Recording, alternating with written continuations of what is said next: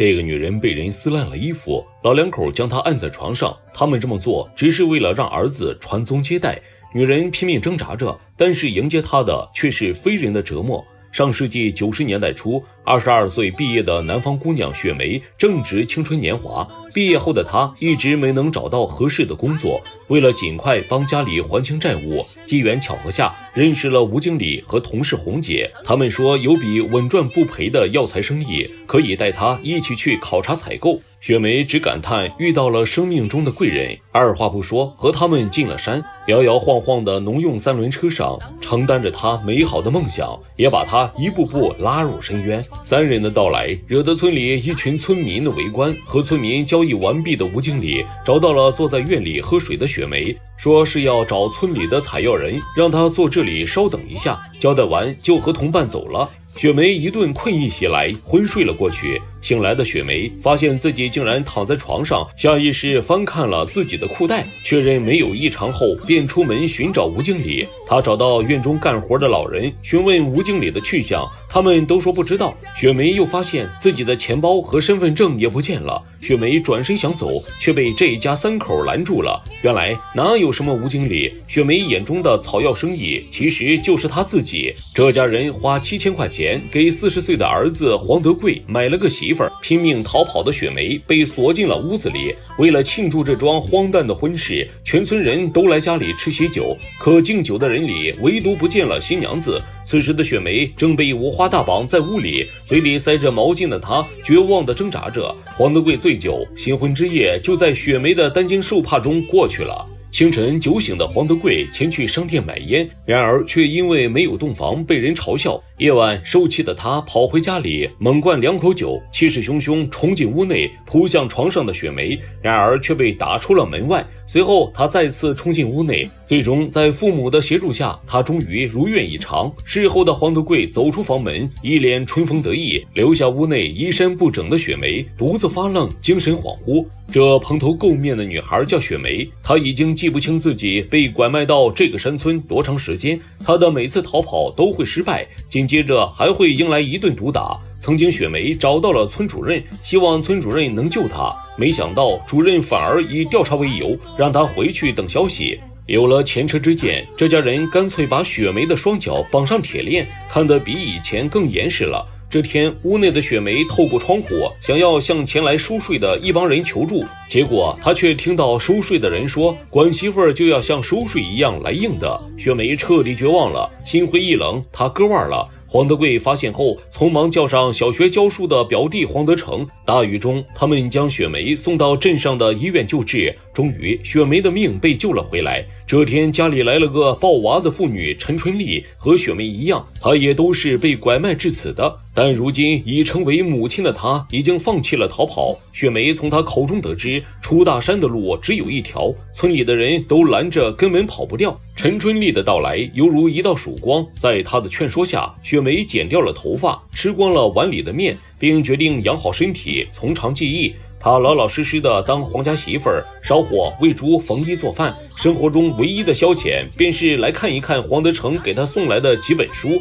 深山里的日子一天天的过着。在一次河边洗衣服时，雪梅询问陈春丽逃跑的线路，春丽指点她沿着村里的唯一一条大路跑，看到了公路，也就看到了希望。雪梅默默地记在了心里。雪梅还交到了一个朋友，一个名叫李青山的小孩，每次见雪梅都亲热地喊她姐姐，而不是像别的小朋友喊她婶子。这天，在河边洗衣服的雪梅和春丽打了声招呼后，便悄悄溜走。一旁洗衣服的德贵母亲看不见雪梅的踪影后，就急忙通知家里。黄德贵和几个村民急忙沿着山路寻找，不知跑了多久的雪梅踉踉跄跄地拦住一辆面包车，可3块钱的打车费成了他逃跑的绊脚石。没多久，他就被找到并抓回了村里。一顿毒打过后，又被关到了熟悉的小黑屋中。李青山的到来让雪梅心中一暖，孩子隔着窗户递出了热腾腾的鸡蛋，满山的村民还不及眼前的孩子温暖。黄德成又为他借了几本书，雪梅恳求黄德成带自己离开，可是黄德成碍于亲戚身份拒绝了。雪梅并没有因此断了逃跑的念想，他把目标转移到了送信的邮递员身上。他偷偷地把写好的信塞给邮递员，希望父母能来解救自己。冬天到了，下起的雪花令整座大山更加肃穆。雪梅依旧是不间断地写信，每次都会拿给邮递员，再道一声谢谢。经历了上次的教训，雪梅明白金钱的重要性，她求助于春丽，可是春丽家里的钱都被攥在了丈夫手里，雪梅只能把主意打到了表弟黄德成的身上。这个被拐的女人经常背着丈夫和别的男人私会，不是多么的喜欢，只是盼着男人能带自己逃离这座大山。这天，黄德成假借送书之名来看望雪梅，表达了自己要把雪梅带离大山的决心。两人在爱情外衣下的利益关系就此建立，但是常在河边走，哪有不湿鞋？夜晚偷偷躲在学校办公室的两人被发现，后来觉得自己没脸待在这里的德成带着行李离开了大山，留下了面如死灰的雪梅，继续在村子里受着煎熬。雪梅前往商店买货，而老板借着拿货的时候摸了一下雪梅的手，这一摸让雪梅看见村里男人们赤裸裸的欲望，当下决定用自己换取40元钱，也换来了再次出逃的希望。还是一样的山路，还是一样的逃跑，不一样的是，这次他终于用钱搭上了顺风车，最终逃到了镇上。可黄德贵一伙人也追了上来，发现雪梅时，他正在开走的大巴车上，巴车司机的冷眼旁观，车上周围人的畏缩不前。雪梅这次又被抓回了山里，她依然坚持不懈地送着信，哪怕这么久了都没有回应。不久，雪梅发现自己怀孕了，她又气又恼，哭着使劲捶着自己的肚子。可德贵母亲的求饶，再加上女人母性的爆发，让她渐渐接受现实，并决定把孩子生下来。这天，她发现李青山背着柴火路过，她询问怎么不去上学。李青山告诉她，家里没钱，只能辍学了。从那以后，雪梅让她每天来家里，自己教她认字。渐渐的，家里的学生越来越多，雪梅也在痛苦和挣扎中生下了孩子。但是她还是一心想着逃离这里，直到现在，她都没有收到家人的回信，因为黄德贵早已经买通邮递员，每次都把他的信件截了下来。看到一切的青山跑来告诉了雪梅，他饱经风霜的面容霎时间空洞了起来。青山提出愿意帮姐姐寄信，这让雪梅又重新燃起了希望。青山没有辜负雪梅，自己偷偷地跑去镇上寄了信。事情进行到此，终于迎来了转机。很快，白雪梅的父亲与2名警察开车来到村里，他们试图带着雪梅离开，但让人震惊的是，全体村民围堵了他们，有的男人还大喊自己的老婆也是买的，叫嚣着让警察抓他一下试试。持枪的警察都无法走出这个村子，更何况那些被拐来的女人们呢？